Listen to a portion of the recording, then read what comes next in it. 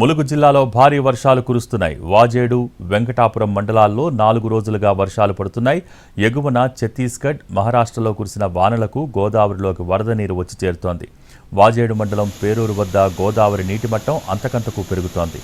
వాజేడు మండలం పూసూరు ముళ్లకట్ట బ్రిడ్జి వద్ద గోదావరి ఉధృతంగా ప్రవహిస్తోంది.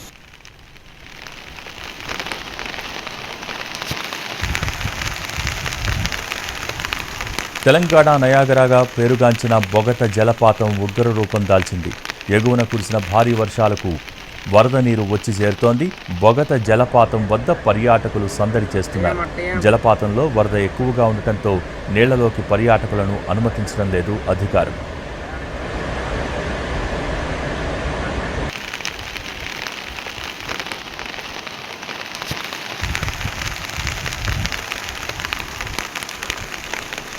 మరోవైపు వెంకటాపురం మండలంలో పాలెంవాగు జలాశయం నిండుకుండలా మారింది.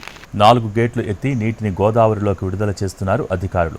కుండపోతగా కురుస్తున్న వర్షాలకు లోతట్టు ప్రాంతాలన్నీ జలమయమయ్యాయి. వరద ముంపునకు గురయ్యే గిరిజన గ్రామాల్లోని గర్భిణులను ముందస్తుగా సురక్షిత ప్రాంతాలకు తరలించారు వైద్యాధికారులు. భారీ వర్షాలు, వరదల కారణంగా కుంటలు, వాగుల్లో చేపల వేటకు వెళ్లవద్దని హెచ్చరించారు అధికారులు.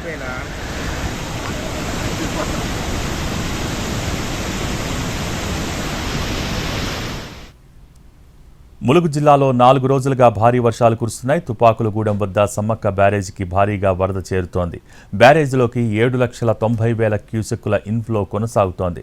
దీంతో 59 గేట్లు ఎత్తేసి మొత్తం నీటిని దిగువకు విడుదల చేశారు అధికారులు. పూసూరు ముల్లకట్ట బ్రిడ్జి వద్ద గోదావరి ఉగ్రరూపం దాల్చింది.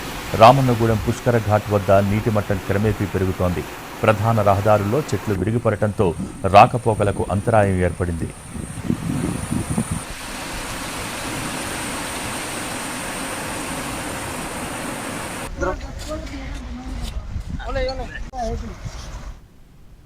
ములుగు జిల్లాలో భారీ వర్షాలు కురుస్తున్నాయి. తెలంగాణ, ఛత్తీస్గఢ్ మధ్య రాకపోకలు నిలిచిపోయాయి. జాతీయ రహదారి 163పై వరద నీరు చేరింది. దీంతో రాకపోకలు నిలిచిపోయాయి. రేగుమాగు గండి పొంగటంతో వాజేడు మండలం టేకులగూడెం వద్ద రహదారులపై వరద నీరు చేరింది.